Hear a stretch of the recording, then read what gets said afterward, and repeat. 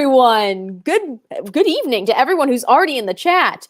Oh my gosh, there's so many people already. And I love all the chatting as well. I think it was Louisa Sparrow said that there's some Forbidden Planet merch. You got to drop the link in the comment section because I have a stimulus check and it ain't going to spend itself. Y'all know me, Katie, Brandi, coming back again. I didn't scare you off. No, never. We've known each other for too long for me to be scared of you now. No, did I freeze? You did freeze. I was wondering if it was on my end. Darn. I said we were a mutual chaos cacophony and no one heard it. No! It was so good. It was so natural. And then, but yes. Oh, let's see. So this week we are talking about the third episode of book 1. Technically, I guess they're chapters. I never understood that as a kid. But then again, I didn't like to read. So we are talking the Southern Air Temple. Oh boy, this is one that will scar you as a child. And it's only episode 3. A serious question. Yes. Do you like this episode? No. Oh my gosh, I'm not the only one. Oh no. We have a comment that says Brandi is a little quiet, or is Brandi muted? Can you guys, can you hear her at all? Yeah. Is the question. Because then we might just have you scream. I could totally scream, but I don't think my neighbors are going to like it. Fair point. I do my podcasting. The window is from the west, so I get all the sunlight. So I open up a window every time I podcast. And I'm pretty sure my neighbors worry about me. You know, just normal things. But yeah, if someone could type it in the chat, okay, I can, okay, just a little bit. Weird, I can hear you just fine. Strange. All right, we're gonna. Is that any better? I can try and get into the settings. Wouldn't that be fun? There's. Oh, there we go. Is that a little bit better, everyone? Maybe. And for anyone watching this on the replay, just press the little skip ahead button until we go. What about echo cancellation? Is that gonna ruin everybody's day? You have echo cancellation? I don't know. It's a setting on the end through the thing. I don't know. Interesting. All right, well, let us know. In the meantime, Brandi, if you don't mind, I have the episode synopsis here, and I'm very interested to know what people think about it. Also, hey, Rapunzel, thanks for stopping by. So, on Netflix, where you can currently stream Avatar: The Last Airbender, the episode synopsis goes, Aang returns to his childhood temple, which, how many kids can say that? Hoping to find evidence that his people still thrive in the region, but he makes a shocking discovery. That's not foreboding. Oh boy. So we mentioned right before the mic check thing, this is not one of your favorite episodes. No, this is not one of my favorite episodes at all. It's probably my least favorite episode out of the whole season. Really? I don't know, because I haven't watched it in a bit. So that might change as we go through the rest of them, but I don't care for this episode at all. Really? Okay, see, I can tolerate it. We'll be coming up to my least favorite episode here in a moment. This one's like a second? Maybe. I don't know. Is there anything in particular that you didn't like about it right before we talk about it? I don't know. I'm worried that they can't hear me. Just scream loudly. I don't think that it does anything for the story. And I'm a big proponent for story. Like, if you don't have a good story, if you're not telling the story, I'm not into it. True. I feel like this one, it's like a pause from the story that they're trying to tell. And plus it's the third episode, but the way that it airs, it's kind of like the second episode. So if you're watching these as they were being released, this is really the second episode that you've seen of the series. And I remember watching it as a kid and watching the second episode and watching this episode and afterwards going, well, I hope the rest of them aren't like that because I don't know if I'll like this show. Yeah. It's slightly traumatizing. That was my reaction to this episode. Sorry, go ahead. Worse than the Great Divide. Listen, when we get to the Great Divide, let me say something. Oh, I got opinions about the Great Divide. We're just gonna rage that episode. It'll be that and then the movie, and it just. Oh man. Also, hey PJ, thanks for stopping by. That's Orville Nation. They started me on this podcast thing, and now I am fully involved, fully invested. So we mentioned we both don't totally get the episode. We don't like it for our own reasons. I don't like the fact that they just show a dead body so early on. So many dead bodies. But that was just me, the impressionable young child that I was in 2005. Actually, I was only 9. Ooh, that was a weird age. But yes, we do have one great comment there. They get Momo. I know, and that's the one thing that saves this episode for me, is that we do get Momo, and that's literally, well, I guess we also get introduced to Zhao, which is a pretty important Yes. thing. So like we have Zhao and we have Momo, and that's about it. And I don't think it needed 22.5 minutes to do that. True. Also, PJ, thank you for the love. We love you too. Oh man. So we also get one of my favorite personal screen grabs from the first season. This gem. I don't know why, but as a kid who was into mischief, that just embodied what I was. Oh man. The whole snake in a sleeping bag. Yeah, you got a prickle snake in your sleeping bag.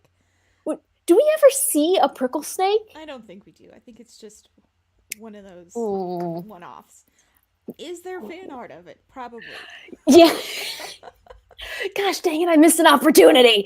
Now I imagine like you can mix it with a snake and then whatever's prickly. So porcupine?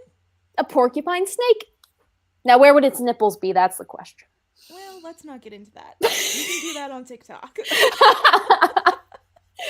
Oh, I love it. But yes, clearly you're starting out the episode. Aang is still so young and thinks he's going to find his people. I think that episode starts out really strong. Yeah. Just as it progresses.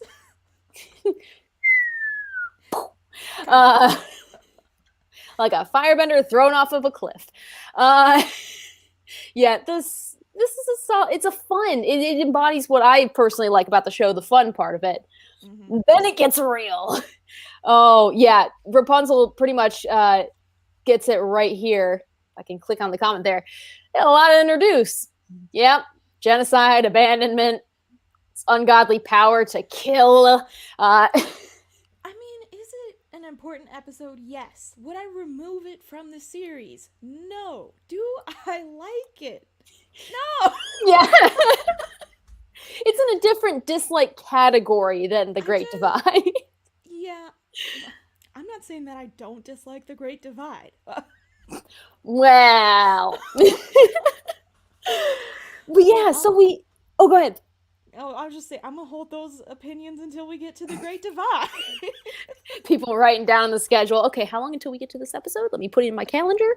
So we get our first view of the Southern Air Temple, which I thought the bottom right looked like someone's digestive tract. I don't know why, but I'm like, if you make your temple unable to be reached, why did you make a handicap accessible ramp? Like, you think there would be like just jagged rocks pointing out everywhere. I don't know. I guess maybe that was... So, weird Katie tangent. The KDHD. That's okay. I'm not trying to like... Well, you'll never be able to unsee it. I mean, there's that. But... I mean, wouldn't this be like... Maybe it's like a path leading to a lower mountain that we can't really see. Fair point. I had not considered that.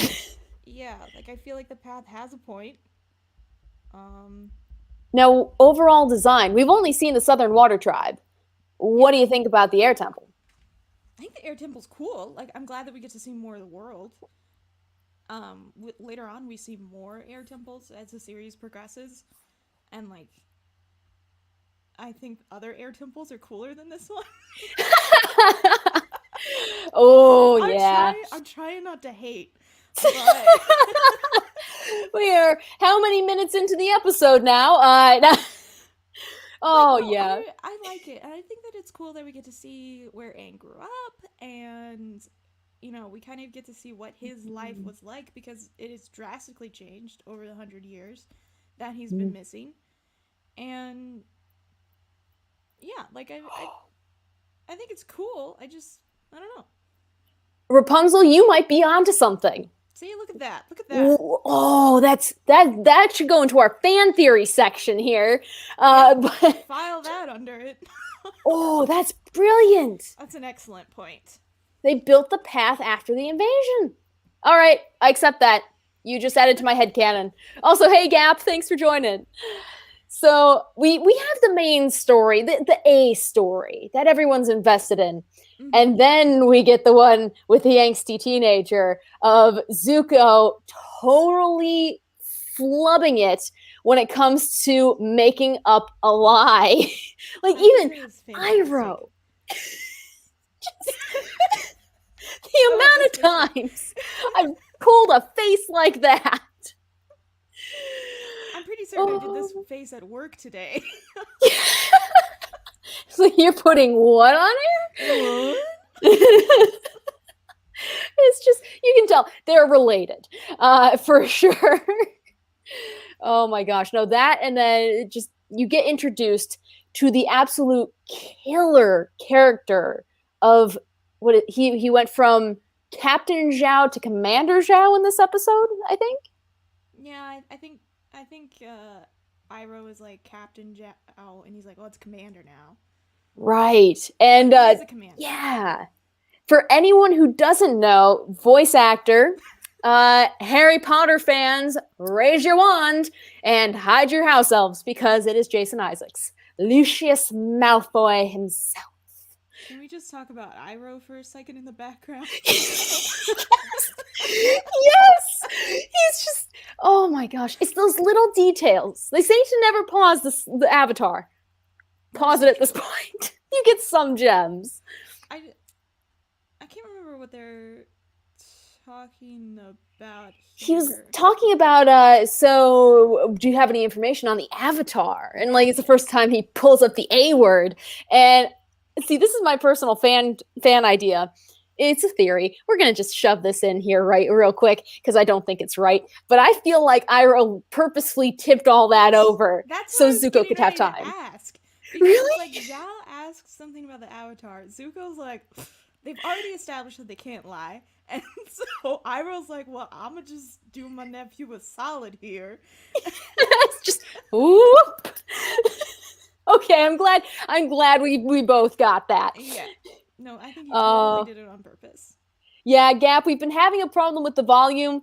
Just, I can talk quieter, and you can just turn up your microphones. Welcome to NPR, Katie. She's not as, I can't do it. I can keep on, I don't know what's going on. You sound a little louder right there. Maybe? Automatically adjust mic volume if you turn that off. If anyone's familiar with StreamYard, put it in the comments. But yes. So while we figure that one out. Turn that off. There. Any better? Oh, let us know, chat. I'm afraid that if I go any higher, I'm gonna start clipping. Oh no. Nobody wants that. But yeah, tell us, guys. Let us know if it's good. I can hear you just fine now, so I'm good with that.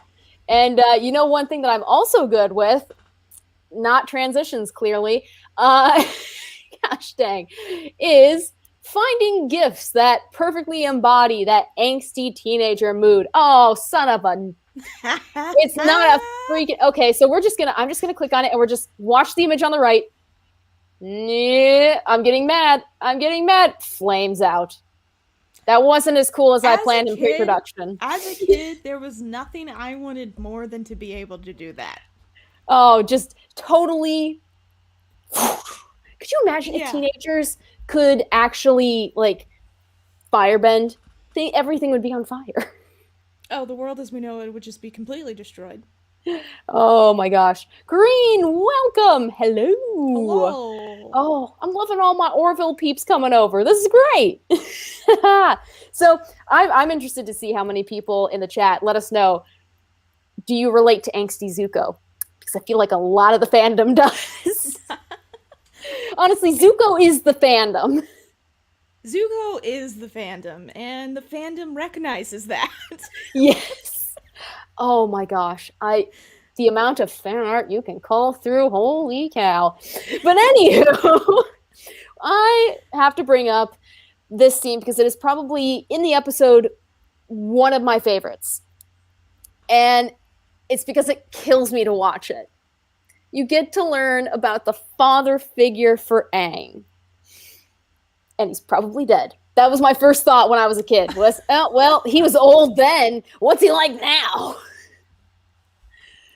Well, I think Monkey Gyatso is great. We get to learn a little bit more about him as the series progresses, as almost all the characters. But I think that just that little bit that we do get to see of Gyatso in this episode explains a lot of why Aang is the way that he is. And I think that... excuse me. I think that... You're getting choked up. See, I know. I think that it's great. I think that's one of the better things of this episode has to offer is we do get to see Monkey Gyatso. We do get to kind of see why Aang is the way that he is. And maybe all airbenders are like that. But up until this point, the only other airbender that we've ever known is Aang. So even just seeing another airbender is really exciting. Oh, yeah. And the pie throwing is my favorite part, too. Also, here's... Kareen, you haven't seen it yet. Oh, no. It's okay. No. We'll tell you when there's spoilers. Here's the next thing. They made those cakes just to, like, hurl at the other, like, council, whatever you want to call those. I'm going to call them council members. But, like, they purposely made those cakes just to, like, airbend onto the faces of the other monks. Yes. And I can't. It's incredible.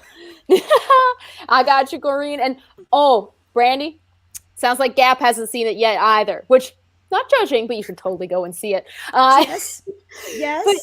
Join the geek. Yes. They're 22-minute episodes, and it's a great relief from the real world, and you get to learn about genocide.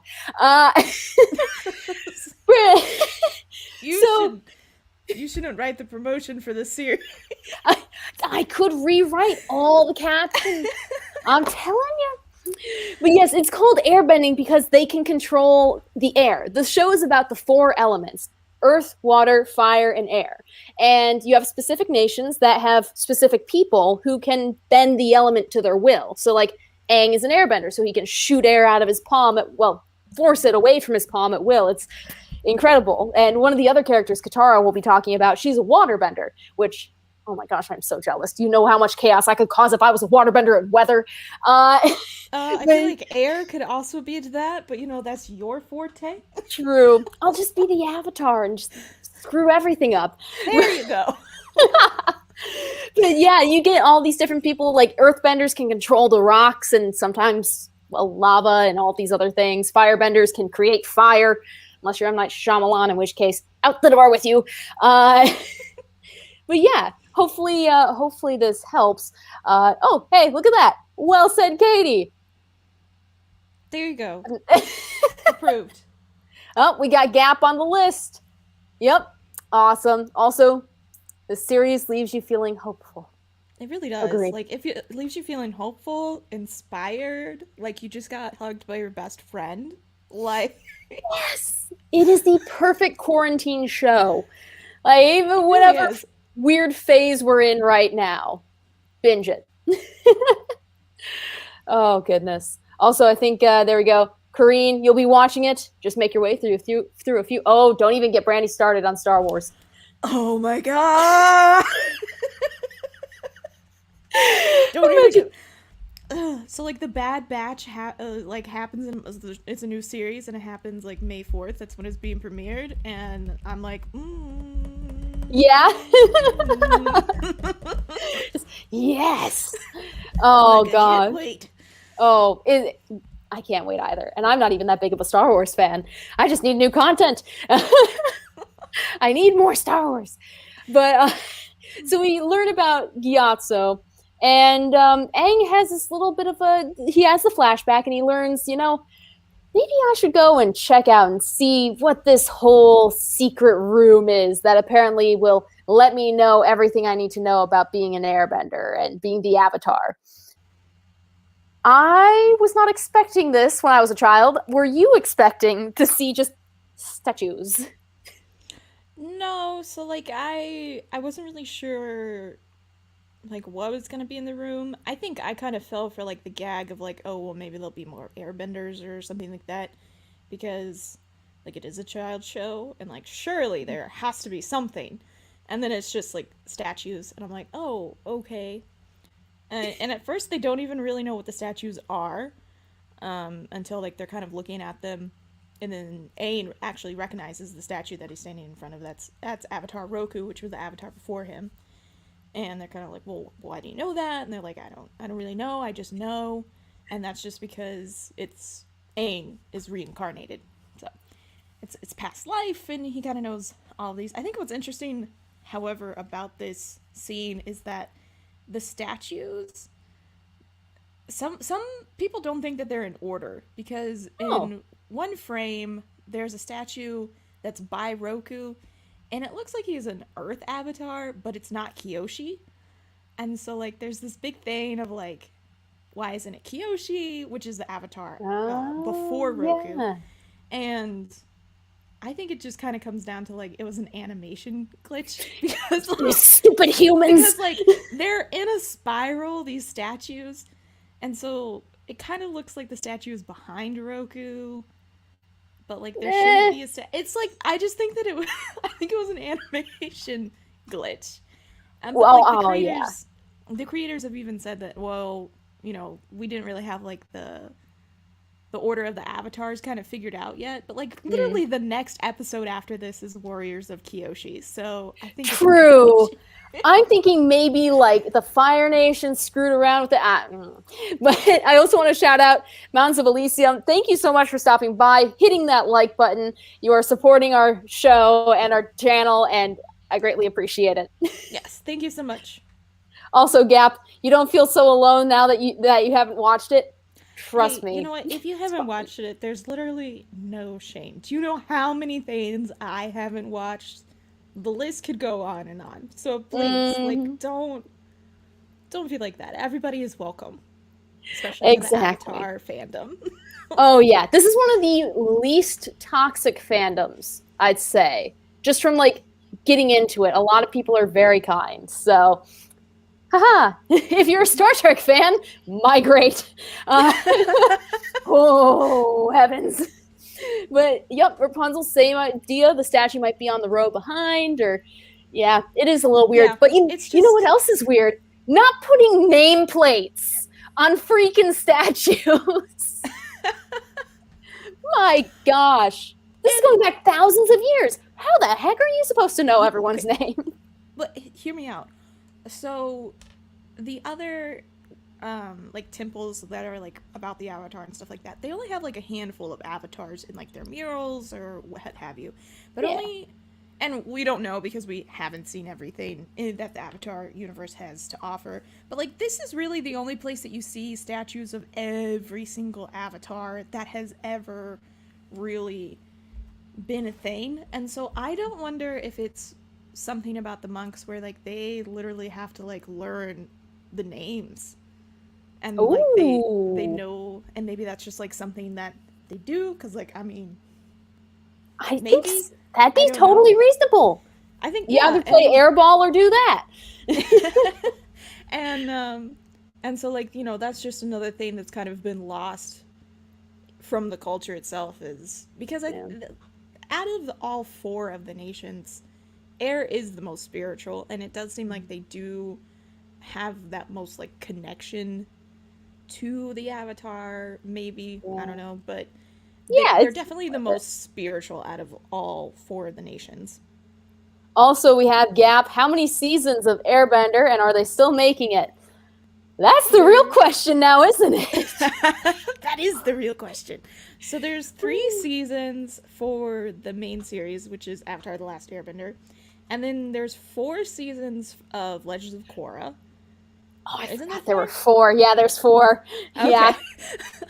And then, there's comic books, and then there's 2 books about Kyoshi right now, and then there's this new announcement about Avatar Studios, which is going to make more content. So... Oh, yes. And that actually goes back to what Rapunzel said about how there's a whole new plethora of people getting into it because of Netflix. Yeah. And that actually, I feel like that forced Nickelodeon's hand, and they're like, okay, this is like a money ball. And the creators are like, okay, this can continue our vision. And so they decided to make Avatar Studios, which, holy cow, could you imagine a theme park? A theme park. That's all I'm going to say. Oh, yes, PJ, Katie's always so chipper. That's a nice way of saying loud. Yeah, chipper might be an understatement. Yeah, see, I run on sugar and adrenaline, and at the moment I'm all out of adrenaline, so sugar it is. Ooh, gonna be a long night. Yeah. Brandi's definitely the most. In college, you were the Spock to my Kirk, and I think it's still like that. You're the rational one who's like, no, Katie, you can't fly. Get back off of the sand dune. Get over here. We're gonna walk down the sand dune. But I want to jump. And there we have it. That's our dynamic. Let's see. Maybe because they're air nomads, they've traveled to see the other statues. I like to think there may be pirates, and they're like, ooh, let's take this and add it to our collection. And no one knew. I don't know. Yeah. Well, let's see. We had, Netflix, it broke the consecutive records. Like, I'm pretty sure it broke Tiger King's record. Which, yes. Golly, I watched that show once and I turned it off. But you know, one show King? Yeah, oh yeah. I could not deal with Tiger King. When I was watching Tiger King, and I was like, okay, what? Huh? Yeah. It was like watching a Billy Mays commercial. But wait, there's more. Yes. Yes. That's all my gosh. And I was like, it can't get any worse. It can't get any worse. And then it just kept getting worse. Surprise. Oh my gosh. So veering back on the track. Tangent. Such a tangent. But that's what makes it fun. And we already showed this one, but I want to point out, this is a scene where Zuko and Zhao are like, you want to fight me, bro? You want to fight me? And they basically announce an Agni Kai, which I thought was a freaking cool name. That is just, I don't know what it translates to. Oh, gosh darn it. I was looking it up and I didn't. No. We'll just, someone in the chat, quick, look it up in another window. Oh gosh. No, it sounds so cool. And it's the reason why, for anyone who hasn't seen it, an Agni Kai is the reason Zuko has his scar. He lost the battle to, well, should we spoil it? It's not really a spoiler. They say it in episode 1. There you go. Mild spoiler. I'll do the jazz hands when it's safe to come back. So he gets it from his father. Which, wait, why am I saying this? Anyone who still has the headphones in knows this. Okay, anyway, come on back. Anywho, I'm dumb. But yes, they decide to fight each other in a fight that Zuko has already lost relatively recently, within 2 years, I think they said. Yeah. So, I mean, that's getting back up on the horse. And Zuko does it in, dare I say, sexy fashion. Because, the Fire Nation, Katie. It is not just a cartoon, it is a way of life. But we're talking, maybe, but... look at that neck. That is. She's down. Like, you know what it reminds me of? Is that one mugshot meme of the guy who's all neck? Like, you want to talk animation errors. Oh my gosh. I'm literally seeing spots right now. I was not expecting that. I've known you long enough. I should have been expecting it, but I wasn't. Oh, golly. Yeah, oh, there we go. Doesn't skip neck day. That is a total Zhao thing. Oh my gosh. Yeah, he's been doing his shrugs. I imagine he just sits on his ship like, where's the avatar? Oh gosh. But yes, I see a comment back from Gap that said, what happened to his eye?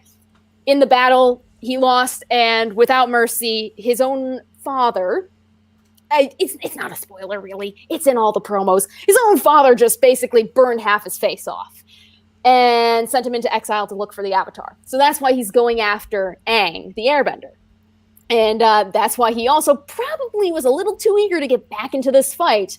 But we'll look up another picture of someone with a normal-sized neck, because that was distracting me. But, it's just like, go to Dr. Pimple Popper. I think you have a cyst on your back or something. But we got...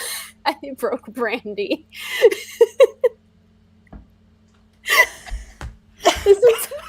This is just like college. But yes, let's see. Dad goals, not totally. But you see now, at the end of the battle, you get all these cool, freaking awesome, actual fighting moves from Japanese and Eastern fighting cultures. Yeah, so I believe firebending is based off of Northern Shaolin martial arts. Could be wrong. I don't know. That sounds right. We'll go with it. But yeah, no, like they actually had a martial artist come in and like demonstrate the fighting moves, and like they actually recorded themselves doing all these fighting moves and sent it back over to where it was being animated, so that the animators had like a better thing to like go off of. Really? And yeah, no, and then they also had I'll have to look up his name. I can't remember the guy who worked on the show, but they even had some of the animators like take a martial art class with him. And, you know, and that's, I think, why the action in this series is so good, because when you're watching it, it is like you are watching a live action film. And sometimes it does it even better, because there you know, you can jump higher in animation and blah blah blah blah blah. But yeah, sure. It's based all of Four Nations bending styles are based off of real martial arts. I'm pretty certain firebending is Northern Shaolin style, which I believe is also the style that Brian Konietzko studies and like practices. Yeah, so that's kind of cool. See, even I'm learning stuff about this show. No, that is... Oh my gosh. Can you imagine like a pool party with the crew that took the karate lessons? Like they would just be like splashing the water like, I'm trained in this. Oh gosh. But yes, we back on the track, Katie, back on the track. Come back. Yes. But we're at this point, and there's this scene. He knocks down Zhao with this boss kickboxing looking move that I could never do because I will hurt myself. And he has this chance where he's literally holding a loaded gun, basically, to Zhao. And Zhao just sits there and looks at him and goes, do it! And if you can remember as a kid, what did you think Zuko was going to do? Because I thought he was going to kill him. I think that I don't think that I ever thought that he was going to kill him. But I definitely thought that he could burn them. Because, and I don't know if this is, like, canon or not, but in my head, it seems like the way to win an Agni Kai is to, like, burn your opponent or something like that. Like, depending on, and that's how the winner is decided. But then again, there's not a whole lot of, like, firebenders walking around with scars. But I don't know. They don't even do it.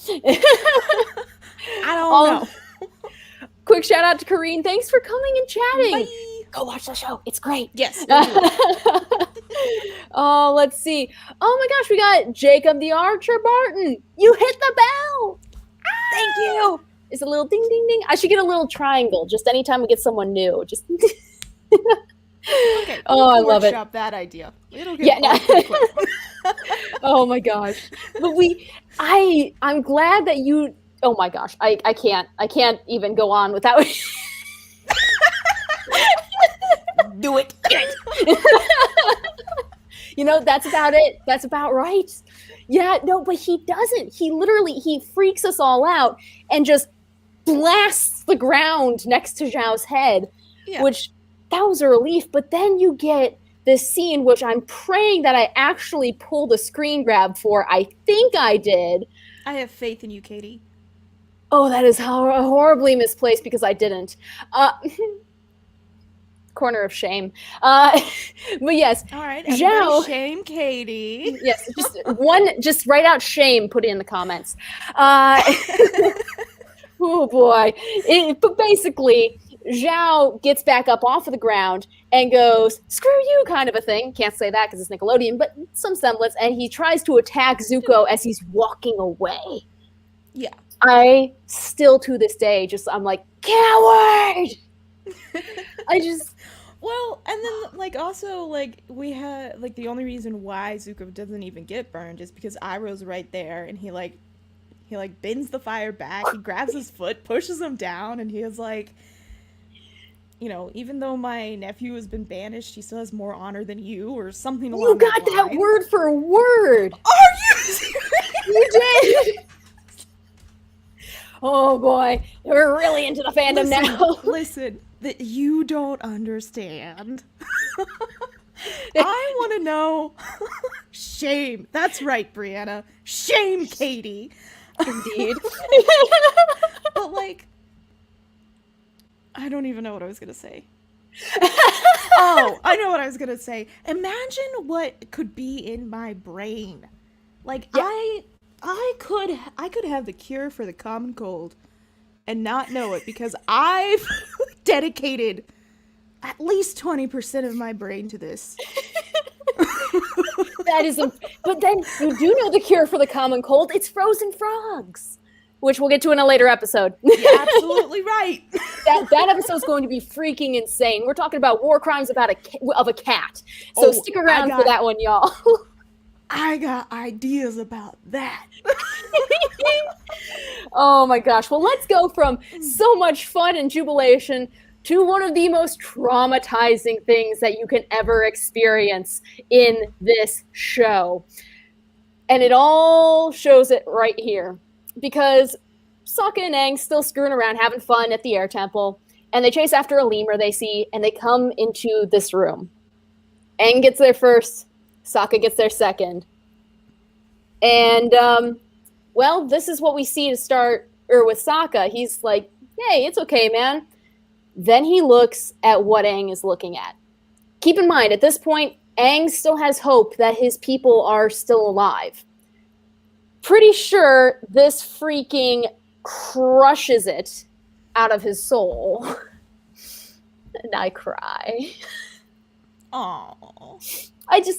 That, for anyone who's not familiar with the series, that's Gyatso. Gyatso? Gyatso, yes. Yeah. That is the statue, the father figure to Aang, the person who trained him, taught him everything he knows, and he's dead. Not just dead, he has been dead. It's not just that, but, like, Aang sees that he's dead. So I think up until this point, in Aang's head, he's like, yeah, maybe, you know, it's been 100 years since somebody else has seen an airbender, but, like, even seeing an airbender in Kyoshi's time is extremely rare. Like, I think even to the point where, like, if you see an airbender or an air nomad, it's thought of as good luck. And so I think in his head, he's like, you know, maybe they haven't seen him, but that doesn't mean that they're not still here at the temple. And so, like, this whole episode, really, Katara and Sokka are kind of, like, struggling, like, he has to know, and Katara's like, well, you know, let's just, you know, let him keep his innocence for a little bit longer. Mm-hmm. And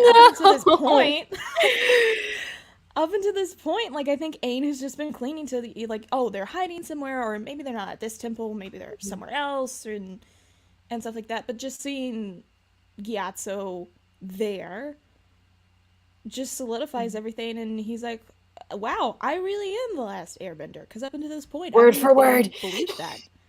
No, and you know what happens when you get really angry and your last chance at hope dies is you go, for lack of a better term, crazy, and I do with grief. And screen grab isn't there. I grabbed the one where he's all just like green, the glowing blue eyes. Yeah, and then y'all know what it is.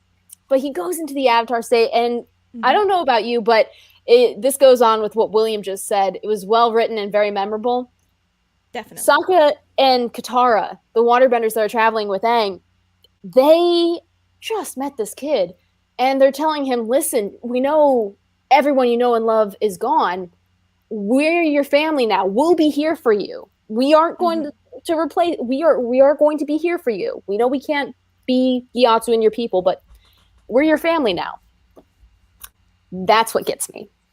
Oh, it's so. And I think as a theme in the whole series in general is very like, you know, friends can be your family, or, you know, the friendships that you make are just as important as family, or what have you. And I think that this episode, you know, maybe does do a really good job of getting to that major theme. Does that make us like the crazy aunts? Like, in a family dynamic? I know at least I am. Oh, no, like, I have nephews. I am the crazy aunt. Oh, you are verified. You got that little check mark right there. I'm known as, like, the crazy fun aunt that, like, you know, everybody wants Brandi to come. Yeah. You aren't the aunt that, like, collects all the newspapers for decades and then just paper maches the day away. Good to know. I mean, not yet. Life goals. There we go. But, you know, we can talk about this. I'm putting it up on the screen so it doesn't get lost. I have one more screen grab to show, and then we're talking fan theories because, Brandi, you have been talking about this one, and I'm so excited. But we have one last scene that is Momo. We meet Momo. And for some reason, I thought we met him later on in the series. Nope. Or is it her? Oh my gosh, I don't know.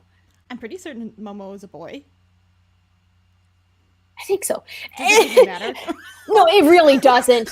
No, Momo's just a jerk to Sokka early on, and then Gray gives him all this food, and hence the name Momo. So, but now you get that touching scene where Aang's like, you, me, and Appa, we're all that's left of this place. That really, that's like the nail at the end of the episode that I think keeps it in my watch list, is that you finally get to see how Aang copes with realizing he's the only one. Yeah. I would not do so well. I would get 1 million cats, not just one lemur. And I'd still be a mess. I don't know. I feel like Appa has to count for at least 1 million cats. Yeah. Yeah. True. But now we can get to the Gyatso mystery for what I've seen of it. Because yes. I don't think it's canon, but it makes a lot of freaking sense. Would you care to elaborate? Yeah, so Rapunzel's already kind of like on it here. But there's a fan theory. If you want to pull back up that screen grab of Gyatso, is you gonna do it? Oh gosh, I kicked my camera. There it is. I kicked the table. You always hit tables. I do. I'm accident prone. Do. This is why I need to be a waterbender so I can heal myself. You have like a homing beacon, and it is, how can I hit this table? Danger. Just drawn to it. Anyways, so there it's a pretty big room, and at the end of the room is Gyatso, and surrounded by him are firebenders. And so the fan theory is it's like the end of the siege. A lot of the airbenders are probably dead or fleeing or what have you, And Gyatso was actually known as one of the greatest airbenders of his time. And so he was leading all these firebenders away from everybody else in attempts to save them. At this point, he probably thinks Aang is dead because Aang is missing. We don't really know how many days it takes for the siege to happen after Aang goes missing. But, you know, in his head, Aang's gone.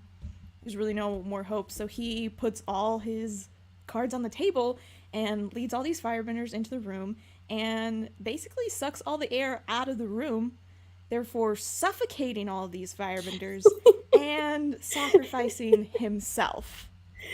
These are the things you don't think of as a kid, and then you become an adult, and then you write fan theories. And I think it's an interesting theory. We do kind of see later on in Korra, spoiler, somebody kind of do this. So and they show it. Boy, do they show it. Show it. Good and so, like, Lord, that was traumatizing. And so it's just like a forbidden airbending move that nobody really does, but since he was in such a dire situation, he did it. And I don't really know if it's correct or not. Because I feel like if it is, if we do want to subscribe to this theory, ring the bell. It kind of ruins Gyatso. And it also kind of ruins the way that Aang thinks, because Aang really holds on to this all life is sacred no matter what. And like he's a vegetarian and you know, at the series he's struggling to do what everybody wants him to do because he thinks all life is sacred, you know, even firebenders. And so if Gyatso trained Aang, wouldn't he have that same thought? The theory, I think a lot of people even go a step further, is, well, Aang was still young, he was still learning. And so Gyatso just wanted him to really understand that all life is sacred. And then when he was a little bit older, he was going to be taught, well, the secret menu. All life is sacred, but sometimes the ends justify the means. Okay. And so I don't know if I like that as much. I don't know. And here's my next thing. And I thought this as a kid because I thought it was really weird that Gyatso was surrounded by a bunch of firebenders. And I just thought that in this room, after the battle is done, that's where they put all the bodies. Because you don't see any bodies in this temple at all. And there's snow on the ground, doesn't mean that they couldn't be covered up. But that'd be dark. That'd be worse. But like, I mean, after a battle, whoever the victors are, they usually end up piling up bodies. And so as a kid, I just thought that this is where they put them all. And so we don't see much of the room, but who's to say that there aren't more air nomads in this room? I don't like that, but I think it could be a possibility. Oh man, I saw this comment. I really wanted to quickly talk about it because can you thwart any of the bender's powers? Air, water, earth, fire creates a square sort of a thing where it's like rock, paper, scissors, but with elements. And they actually did a little chibi mini series about it. They did a little mini episode. I don't know if you've seen it. Yes, where they're playing it. Oh my gosh, I love it. But water beats fire, fire apparently beats air. Wait, no. I don't know. I'm wrong. It's been forever. It's water beats fire, that's for sure. Earth beats air, fire beats earth, and air beats water. Something like that. I'm getting this all wrong. Take my nerd card, take a hole, punch a hole in it. But no, they each element can, counteract, but some are weaker than others to, you can't stop a massive mountain falling on you with air.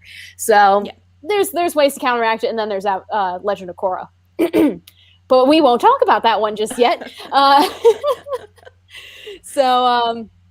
Aang was going to learn the whooshy finger holds.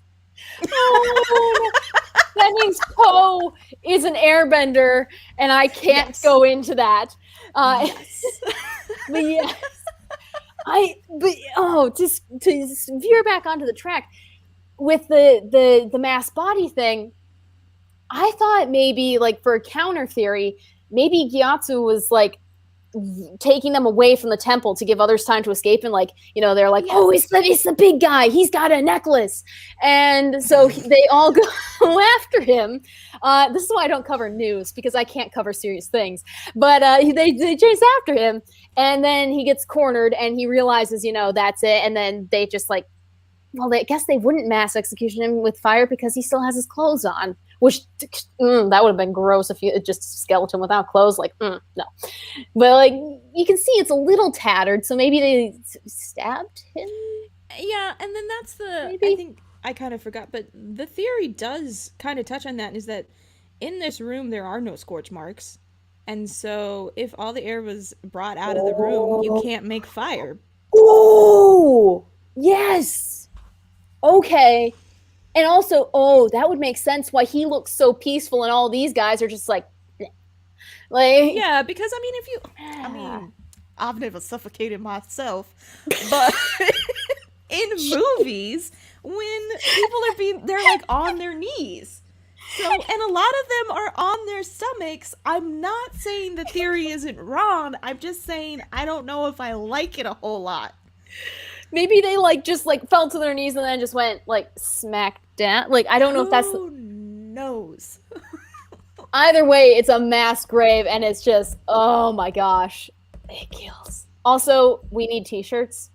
I think we do need t-shirts. Also, this is a good point too. It's been 100 years. The fabric could have just been worn out from the weather. That's a good point. True. You get one icicle to fall and it just like rips. Little poopsicle. I mean, another shout out to one of your fantastic TikToks. Oh gosh. Which one? I just want you to know that everybody, so in my office, you're known as like the icicle girl. Really? Yeah. Like, I'll be talking about it. I'll be talking about like one of my friends from college, and my coworker will be like, now, is this the icicle girl? And I'll be like, no, this isn't a friend that's gone viral. Oh no. You know what's the word? You know what? Well, I guess it's the greatest part about this. You are the second person at a second TV station to tell me that their coworkers do that today. You might have crossed paths with Ellen because she gave us Bites of Broadcast Beta, which that's a horrifying story we'll have to talk about in another traumatizing episode. But she told me that the station in Grand Rapids talks about me as the icicle girl. And I'm starting to think I'm going to be known as the icicle girl forever. And if I ever run for president, this might be a problem. Hey, I mean, like, let's just lean into it, you know? True. I mean, for it. At this point, I've embraced it. So there you go. But only one of my coworkers does this. So, like, my other coworker is just like, now, is this your meteorologist friend? Yes. And I'm like, yeah. You know, one of these days, I'm just gonna like. No. Hi. One of these days, they're gonna learn your name. Yeah. Oh yes, it will be memorable. Whether it's good or bad memorable, that is yet to be known. But so this was the theory that I definitely think of the most when it comes to this episode. Not in this amount of depth by far, but there's so many questions. I want the creators to answer it. Just tweet it out. And I think what is interesting is that there's a lot that we don't know about this series. Like, there's a lot that doesn't make it to air. And there's stuff that the creators understand, but they're like holding out on it because, you know, they don't want to give everything because there's hope for future content. And now there is future content coming. And so hopefully those stories do get told to some degree, or things are hinted at more. But for right now, Gyatso in his final resting place has never been like that number one thing that's like in the back of my head. Like, really? I just wonder. See, when I hear fan theory and Avatar in the same sentence, I think of this. Really? So, That's so interesting. Wow. It's not that interesting. It just means that I'm fixated on one traumatizing point in my life. But could be. I think it's just because the scene scarred me. I don't know. Boy. As a kid, I just didn't give it that much thought. But then again, I watched a lot of war movies with my dad growing up. Which is probably why I'm like, well, wouldn't they move the bodies? Yeah, child Brandi just, what you doing there? Get to work. Oh my gosh. And yeah, Jacob, if you want to get more, apparently just talk about poop and hidden poop. Places that people don't think poop will be. Like there could be poop under Gyatso. You don't know. I'm sure there's lemur poop running around like everywhere. They're just like rabbits. Yeah. Yes. The ice poop power. Oh my gosh. You haven't told us about you can bend ice poop. Honestly, I think there is an episode here where they do swamp bending. And I figure there's poop in swamps, so who knows? Hey, but there's a lot we don't know about this universe. Anything can really happen. Do you know, if I get one chance to meet the creators of the show, I will make them work poop icicles into the series. Whatever they're doing. I'm surprised Milo from Legends of Korra isn't already there. Oh my gosh. You know, if he was a waterbender, he was a waterbender. Oh, just yellow snow everywhere. Oh gosh. But that theory is all wrapped up. Are there any others that you cultivated? Yes, so there's two more. Ooh. So one of them is about Momo. And Momo. The idea is that Momo is Gyatso reincarnated. Ooh, yes. I do remember hearing little inklings of this one. And I think that makes a lot of sense. The theory later on goes on to say that, Momo shows up when they're in the Avatar statue room and then leads them to Gyatso's body. And so it was like Momo. And so that's what it was. And I think it even goes on to say, Aang really talks to Momo like a human, which he doesn't really do with Appa a whole lot. Constantly, Aang is talking to Momo and kind of like, well, what would you do? And then he's kind of having like a one-sided conversation. And so that's kind of like the idea that, why it's not flat out said that he is reincarnated Gyatso, it's kind of like maybe hinted at. And then there's also there's these things called Avatar Extras, which Nickelodeon released, which is like the episodes with like little like text blips that come up and tell you like fun things about the right. Oh, that was a buried memory. And in one of these blips, it says that the creators and writers of the show were playing with the idea of Momo being Gyatso reincarnated. No way. So it's semi-canon? I don't know. The creators themselves have never said that was the plan, or maybe it was the plan, but they decided not to do it. Maybe it still is the plan and it still is canon, they just never flat out told us, because I think a lot of things, especially with these shows, the mystery is really what grabs people. Like, if we know, we know, but if we don't know, then we can think about it. Yes. Oh, goodness. What's that cute animal? That is Momo. I believe I think it's like it's a bat crossed with a lemur, I think is what. You'll find out very quickly, Gap, that the animals in Avatar are crossbreeds of two animals shoved together, except for in the Earth Kingdom capital. Apparently, there's just some weird stuff going on there. We'll get to it. But yeah, so that's the next theory that we have is that, and here's the thing: if that did end up happening, like, let's say, later on this season it was revealed that was Gyatso or blah blah blah blah blah, it would have made this episode so much better. Because a reason why I don't 100% like this episode is because, yeah, it does a lot to establish Aang's character and helps him realize that he is the last one. But it seems like it leaves a lot of things open. And I realize it's only the 3rd episode. We still have way more to go. But it leaves you feeling like the episode itself is incomplete or alluding to something else. And I don't wonder if that is what it was kind of alluding to, was that Momo is Gyatso. Because Gyatso is the only monk you really see in this episode, and Momo is a character that's introduced, and then that's the next thing is that, like, okay, Momo just goes with them afterwards. He never tries to fly off or anything like that. Bye! Yeah, well, it was also... Oh, go ahead. Go ahead. Oh, no, it's a Midwestern off. Yeah. Oh, I'm just gonna slide over here. Here you go.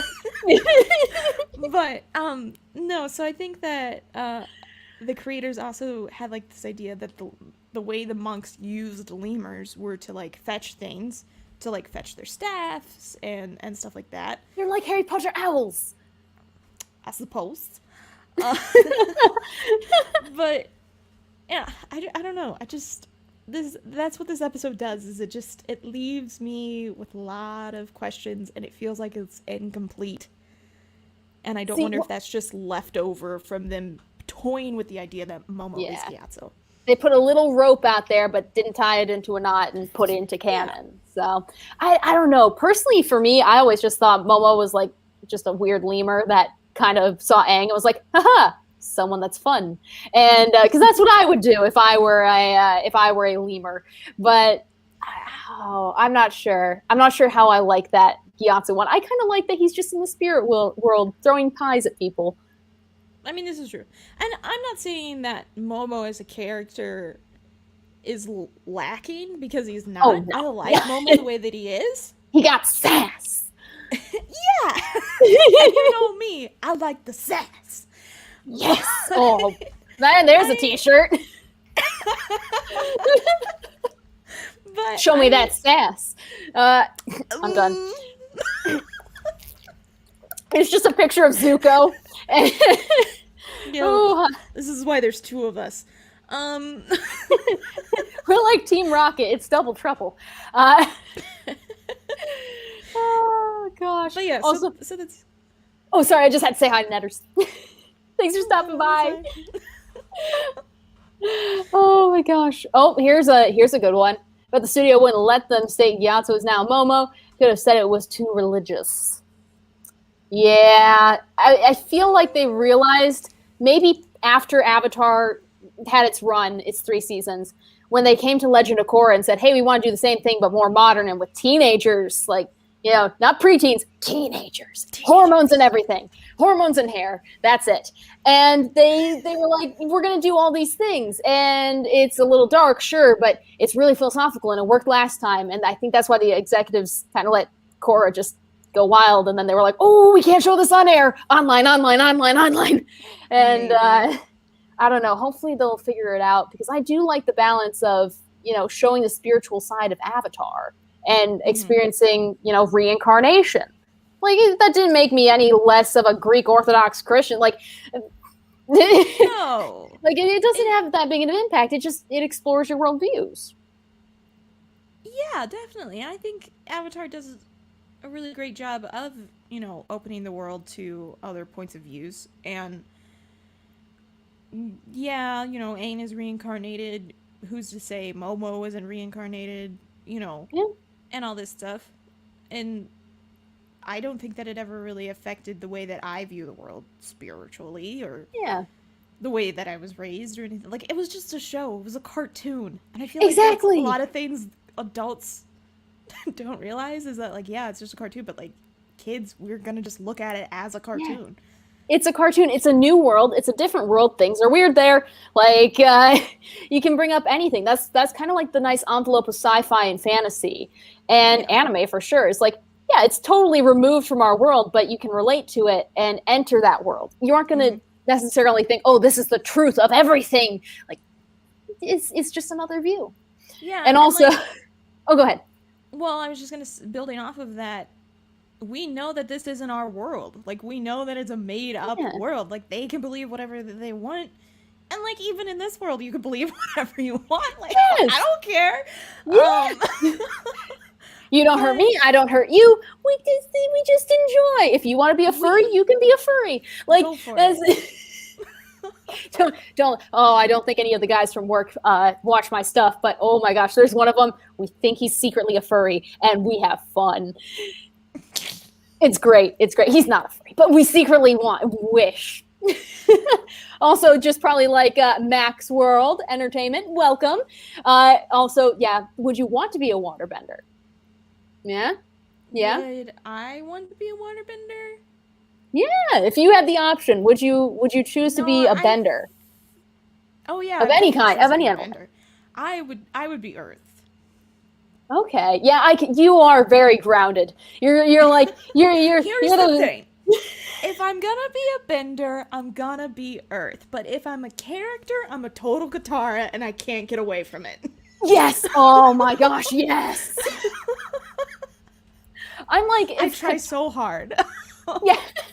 I literally I think I'm the combo of Aang and Katara because I'm a little reckless and very naive, and in the good way. I can see you being Aang. I can see you being Always have hope.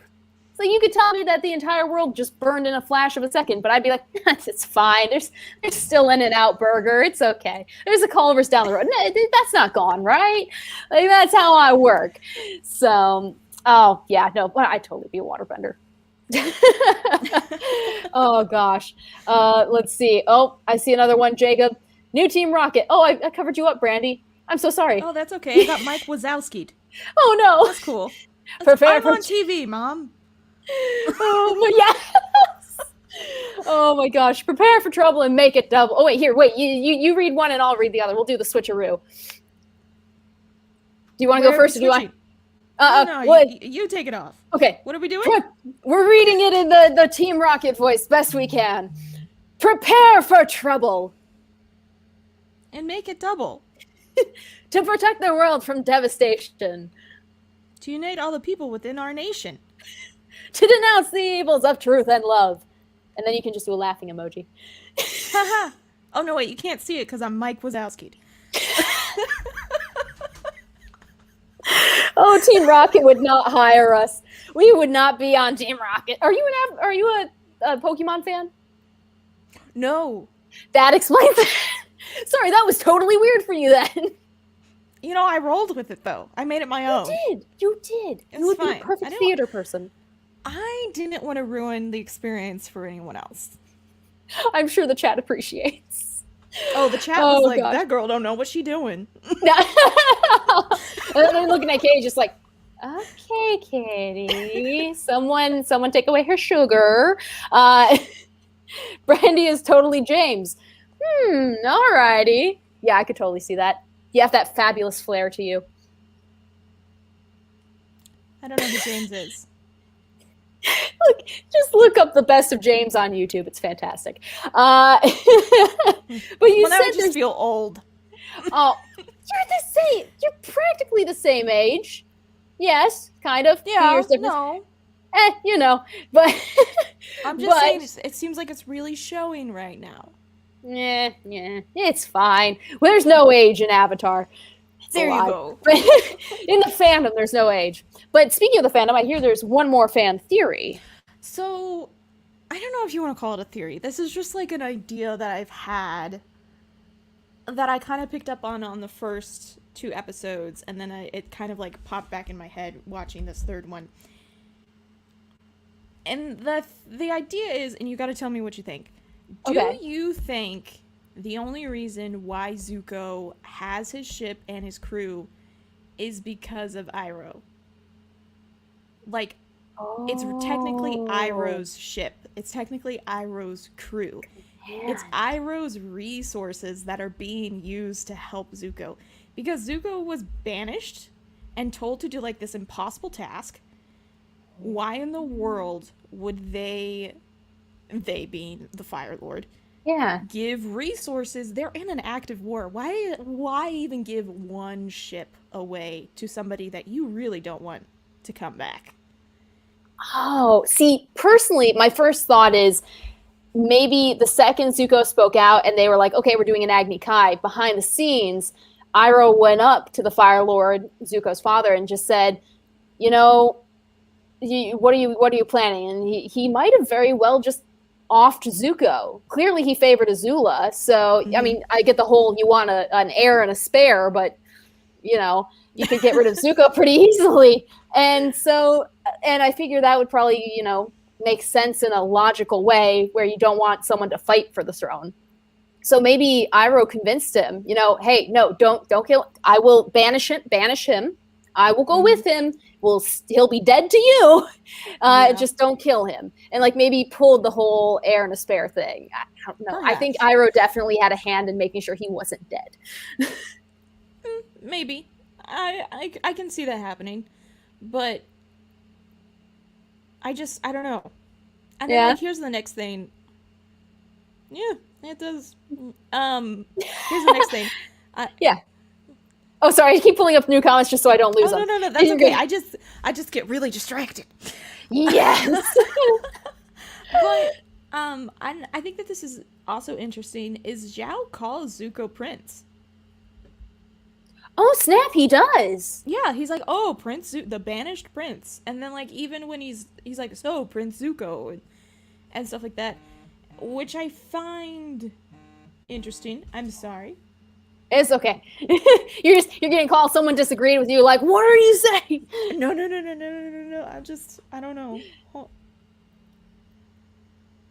I don't know. My boss is texting me. Oh no. Well, in the meantime, I can see it. Iroh knows it's not important. I just want to make sure she wasn't like dying or something. See, that's what a good employee does. She's good.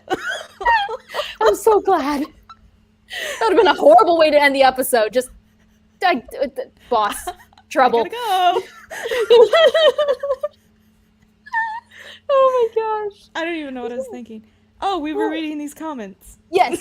Well, I was gonna say there's an episode later on. Everyone knows the when there's a clip of Iroh playing with a child on a beach, tossing a baby up and down, and there's another child building a sandcastle, and people imagine that Zuko is the one that he's throwing up and down in the air, which we'll get to that theory. But like clearly Iroh was a part of Zuko's life from early on. So if he has, and Iroh has trauma that would make him get attached to him, I think that might be why he's trying to protect Zuko. Less of a familial, like a royal family sense, like, oh, I need to keep the prince safe. It's I need to keep my favorite nephew safe because his sister's insane. Not only that, but his father's insane. Oh yeah. I think that we can talk about that more as we progress through the series and get to episodes that are more like, lead to it a little bit more. But for right now, I kind of think that the only reason why he has those resources is because Iroh pulled some strings. Because Iroh was in the army. He wasn't in the Navy. Oh, right. Yeah. You're piecing together a very nice theory here, ma'am. Have you gone on Reddit? It's because of all the war movies as a child. I'm telling you. Oh my god. Just get your father on. Hey. Oh, I mean, my dad will be like, let's talk tactics. Yes. Oh, with the siege of Omashu or Ba Sing Se. Just be like, all right, how likely is this to happen? That would be a fun episode. But my dad doesn't know a thing about Avatar. Oh. We can talk Star Wars, but not Avatar. He would talk Star Trek with you, actually. We need to do that then. Also, Ozzy. I like that as the slang for Ozai. Just like, what up, Ozzy? And apparently the chat likes it too. Also, thank you for Hey, Daniel, how's it going? Thanks for stopping by. Oh, no worries about being late. It's always chaos, no matter the time. And here you are, February 26th, 1996. I was not born yet. That's sad. Aw, you're the elder. I respect you. Also, this is from Avatar. and I actually do it in real life, and it's gotten to the point where I forget that it's actually Avatar. I'm just like, thank you. So if anyone ever runs into me in the middle of a tornado outbreak, that's your sign that we're cool.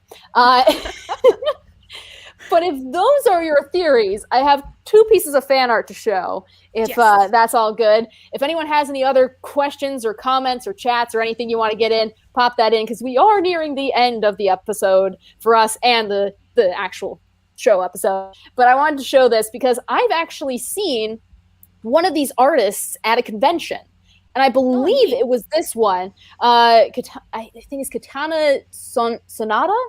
It's the watermark is in the bottom right if anyone is interested. Yeah, Katana Sonata. And I think they were selling prints, but I don't know why. But this reminds me of as a kid when I tried to draw characters from the show, which I have those pictures and they will be showing up sometime. But like, I don't know, it looks so pleasant to have it full of life instead of at winter when everything's dead. And oh my gosh, I just realized they did that thematically. They made it winter. Yes. This is a visual story, Katie. They made it all snow covered and barren because it is. I just blew my own mind. She's shook, guys. She's literally shook. Anywho, you needed to take more cinema classes in college. I did. I should have spent time with Charlie. Oh my gosh. Yeah, clearly. So let's see what else we get, because people like that one. This one plays off of it and makes it a little bit more, I don't know, polished is the word. I've seen this one before. I love them both. Yeah, this one. Oh my gosh, you have. I like to think that's Aang envisioning what it was like in its heyday. Mm-hmm. And this one by Savvy, with a nice little wispy wisp. Oh my gosh. The texture in this is insane. Like, my computer's resolution is terrible, but there's freaking fur. That's awesome. Oh my gosh. Yeah, so if any of you guys have fan art for the show that you made, a friend made, an anonymous person you found on the internet made, pop a link in the chat, even after we're finished streaming, or if you're watching this on the replay, pop it in the comments below. Because I love showing off the art because it's an expansion of the actual world for me. And it makes me realize I'm not that good an artist. Well, I can't draw at all. We should have a contest. We would both end up like Sokka. Like, it'd just be scribbles with pointy hair. Mm-hmm. Yeah, I would almost argue that Sokka is better than me. Oh yeah. But yeah. I think seeing all this fan art, especially of the temple, the way that it is, I don't know, it just makes me like really. Oh yeah. We're always gonna give credit, as we just established. We can't draw. We're terrible. We must admire. I especially with the announcement of Avatar Studios, this like just gives me so much hope that we can see more of the world the way that Aang kind of remembers it. And I'm not saying that the way that the world looks like in Korra is bad. I think it's great. It's beautiful just as much. But like, I really want to see, you know, what it's like in Roku's time, what it's like in Kyoshi's time, what it's like in Kurik's time, what it's like in Yunchin. What is her name? Yunchin. Oh, I think it's Yunchin. But like, I want to see like all the like. I want to know. Yeah. And that's what gives me, that's like what's just like so exciting. And I wish that, you know, we had something yesterday new about Avatar, but we don't. We have to wait. When we'll be here when it happens. We'll have fan art. Yes, some good, some that will make you burn your browser history. Brandy's still better than you. I highly doubt that. I'm thinking we should just have an episode where we try to draw, like, we could draw out the scenes and see if people can guess what scene it is from what episode. I think we're putting a pin in that. It's gonna be terrible. It's all just a swamp monster. If I can't make it in Photoshop, it's not gonna look right. Oh no. You're saying crayons aren't your forte. No. Inserts Ember Island Katara hope joke there. Oh, if you guys like Gap, if you haven't seen it, there's an episode that basically is like we know we're making fun of ourselves, and it's glorious. It is so meta. Yeah. Oh my gosh, yes. And that's what I love about these creators. That's what I love about them so much. They know how to take a joke.